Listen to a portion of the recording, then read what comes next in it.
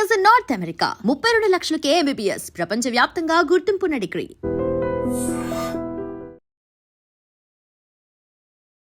నమస్తే, నా పేరు doctor N Subrahmanyam, Ayurveda specialist, Amrutham Ayurvedic hospital, Hyderabad.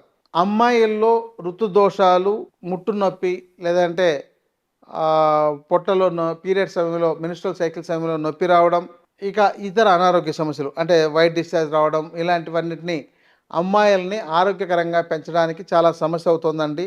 వీళ్ళకు అస్తమానం ఇలాంటివేవో వస్తుంటున్నాయి. మరి దీనికి ఏమైనా మంచి పరిష్కార మార్గాలు, ఆహార విధానం, జీవన విధానం, మందులు, ఇలాంటి వాటిని తెలియజేయండి అంటున్నారు.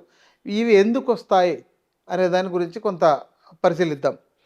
ప్రధానంగా అమ్మాయిలకు మెన్స్ట్రువల్ సైకిల్ ప్రారంభమైన తర్వాత ప్రతి 27 రోజులకు ఒకసారి, అంటే 28వ రోజున మళ్ళీ సైకిల్ ప్రారంభం అవ్వాలి.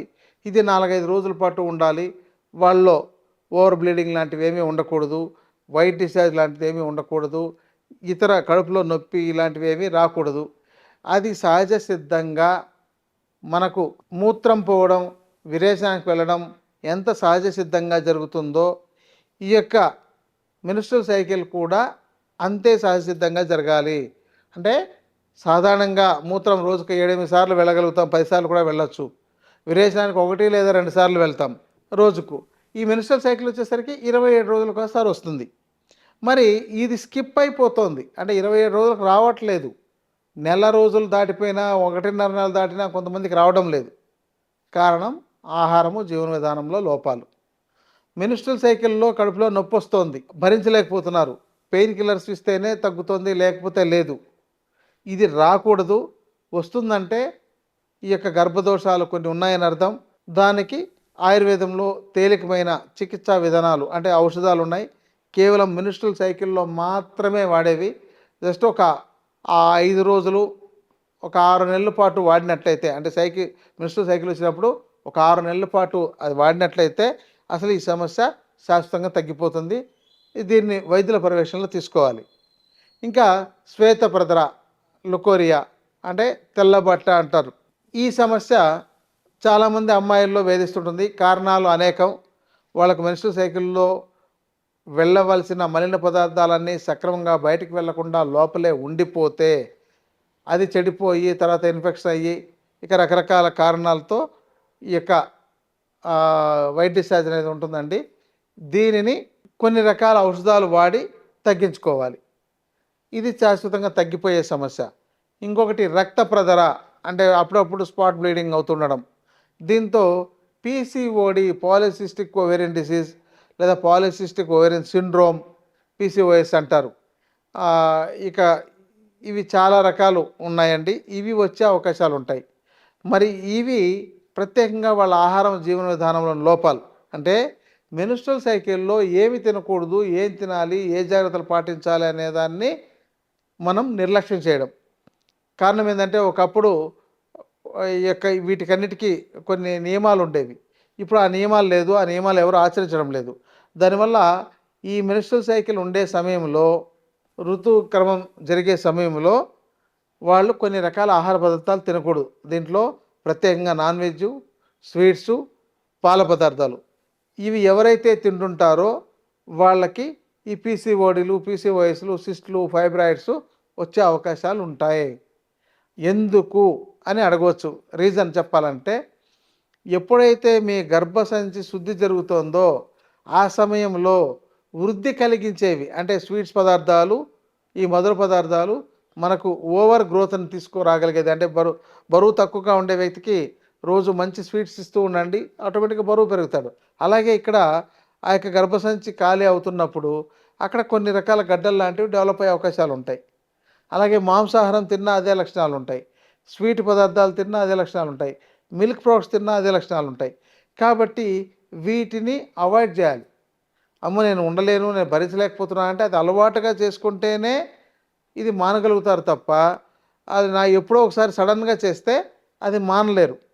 ఇంకా మిగతా ఆహార పదార్థాలు అన్నీ తీసుకోవచ్చు, దానివల్ల వాళ్ళకి ఎలాంటి ఇబ్బంది ఉండదు. వీలైనంత వరకు కొంత రెస్ట్ తీసుకున్నట్లయితే ఈ సైకిల్ సక్రమంగా జరిగి వాళ్ళకు భవిష్యత్తులో ఎలాంటి రోగాలు రాకుండా ఉంటాయి. కానీ నేడు ఒక 100 మంది అమ్మాయిల్లో 30 నుంచి 40 మందికి ఈ సమస్య ఎదురవుతుంది. కారణం ఆహారం, జీవన విధానం.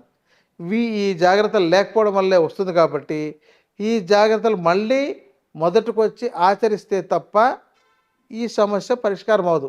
ఎందుకంటే ఆయుర్వేద శాస్త్రం ఏంటంటే రోగ నిర్ధారణ, రోగం ఏదైనా వచ్చినట్లయితే దానికి కారణం కనుక్కొని ఆ కారణానికి చికిత్స చేయాలి.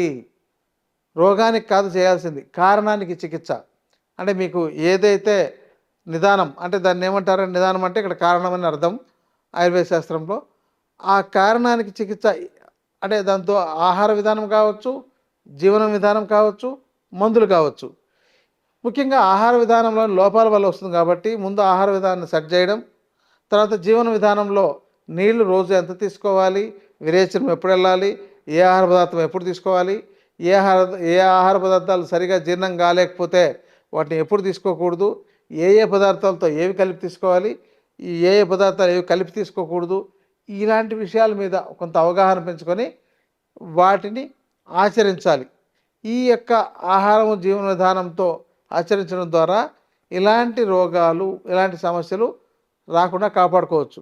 లేకపోతే నేను చాలామంది మా దగ్గరకు వచ్చే అమ్మాయిల్లో ఇంకా ఈ సమస్యలు ఉన్నాయండి, అందుకని ఇవన్నీ పరిష్కారం అయిన తర్వాత మేము పెళ్లి చేయాలనుకుంటున్నాము, ఇప్పటికే 28 వచ్చేసింది, 30 వచ్చేసింది అంటుంటారు. ఇంకోటి ఏంటంటే ఇవి ఏవైతే ఉన్నాయో వీటిలో ఏ సమస్య మీకు ఉన్నా అనవసరంగా బరువు పెరుగుతారు, లేకపోతే తగినంత బరువు పెరగరు, ఆరోగ్యకరంగా ఉండరు. ఈ రెండూ ఉంటాయి. అంటే తగిన బరువు పెరగకపోవచ్చు, లేదంటే అతిగా బరువు పెరగవచ్చు. ఇక తర్వాత ఇవన్నీ బాగు చేయాలంటే వాళ్ళ బరువు తగ్గించాలి, వాళ్ళకి సైకిల్ని కరెక్ట్ చేయాలి, ఆ లోపల ఉన్న దోషాలని తొలగించాలి, ఇన్ని ఉంటాయి. కానీ వాటి చికిత్సలన్నిటినీ చేయించుకునే ఓపిక కూడా చాలామందికి లేదు. దానివల్ల ఇప్పుడు సంతానం లేమి సమస్య పురుషుల్లోనూ సమస్య ఉంటుంది, స్త్రీలలోనూ ఉంటుంది. ఈ పీసీఓడి ఉండే వాళ్ళకు కన్సీవ్ అవ్వడం చాలా వరకు తక్కువ ఉంటుంది. రెండోది ఏంటంటే మెన్స్ట్రువల్ సైకిల్ సరిగా లేకపోతే ఆ ఎగ్స్ అండాలు రిలీజ్ అయ్యే విధానం మారిపోతుంది. మరి ఇట్లాంటివి వచ్చిన తర్వాత వాళ్ళకి పెళ్ళి అయినట్లయితే తొందరగా సరైన సమయంలో సంతానం కలగకపోవడం వల్ల నేనందరికీ 30 ఏళ్ళకు 40 ఏళ్ళకు పిల్లలు కలుగుతుంటే వాళ్ళు ఒక 25 ఏళ్ళ మళ్ళీ వాళ్ళలాంటి అమ్మాయినో అబ్బాయినో చూడాలంటే వాళ్ళు అప్పటిదాకా బతికుంటారో లేదో అన్నట్టు అయిపోతుంది. ఎందుకంటే నేడు చాలామంది 60 ఏళ్ళ లోపే వాళ్ళ ఆయుష్ని కాపాడుకోలేక రకరకాల రోగాలతో చనిపోతున్నారు. వీళ్ళ బతుకు ప్రశ్నార్థకమవుతుంది. కాబట్టి ముందు జాగ్రత్త పాటించండి, నియమాలు పాటించండి, మన సనాతన ధర్మాన్ని పాటించండి. మన ఆయుర్వేద శాస్త్రాలు లాంటివి జీవన శాస్త్రాలన్నీ ఏం చెబుతున్నాయో వాటిని ఆచరించండి.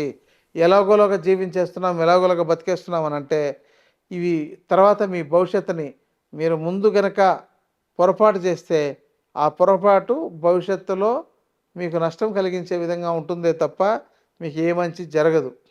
కాబట్టి ఇలాంటి వాటి విషయాల పట్ల మీరు అవగాహన పెంచుకోవాలి.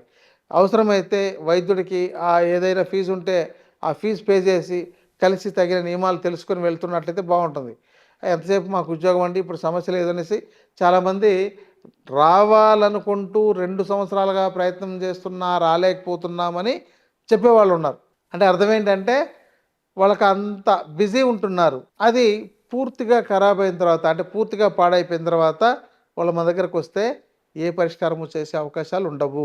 అందుకని స్త్రీలలో తెల్లబట్ట అంటే లుకోరియా ఉండడము సమస్యే, అది అధికంగా రక్తస్రావం అప్పుడప్పుడు అవుతుండడం, మళ్ళీ నెలసరి సక్రమంగా రాకపోవడం, ఇవన్నీ కూడా వాళ్ళకు రోగాలే తప్ప వాళ్ళ యొక్క భవిష్యత్తును పాడు చేస్తాయి తప్ప వేరే పరిష్కారం ఉండదు.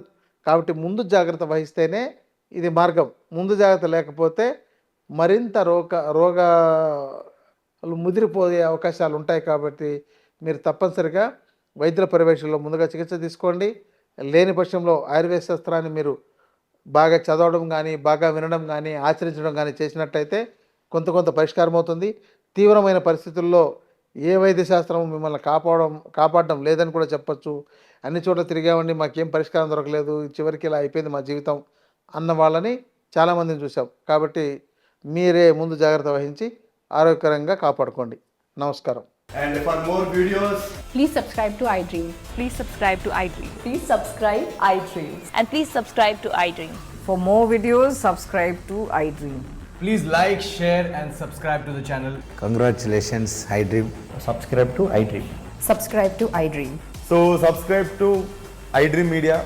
iDream की iDream team अंदर की huge congratulations. Please subscribe iDream Media. Please subscribe to iDream. Subscribe iDream. Please subscribe to iDream. iDream అంటే నా కళల ఛానల్ సబ్స్క్రైబ్ చేసుకున్న నోరు తిరుగుతలేదు మీరైతే గంట గుర్తు కొట్టండి. For more such videos, please subscribe to iDream.